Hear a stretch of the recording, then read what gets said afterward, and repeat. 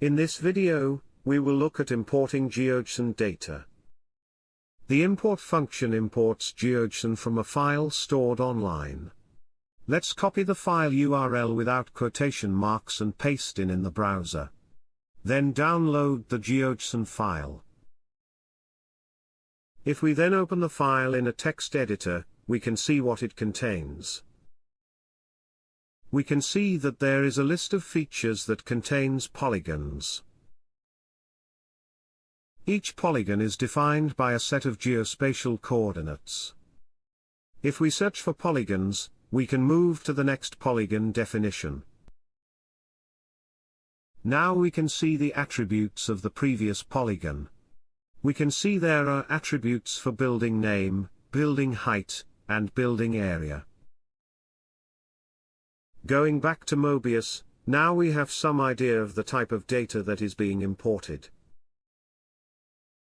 If we look at the attribute table for polygons, we will see the same attributes.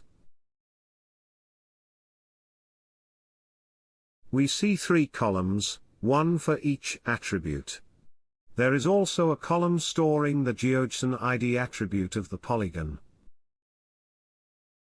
The next node uses the Hey attribute to extrude the polygons.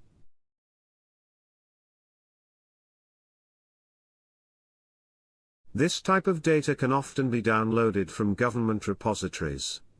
In Singapore, there is an online repository with various types of government data.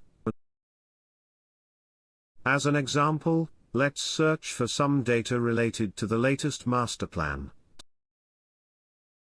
Here we can see various datasets in KML format. To import this data into Mobius, we need to select the area we want and convert it into Geojson format. The QGIS software can be used to import the KML data, and to get the data we need. If we drag and drop the KML file onto QGIS, it will add a new layer.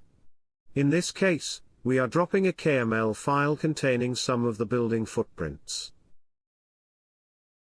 The data will load gradually. A small area can then be selected and exported as Geojson.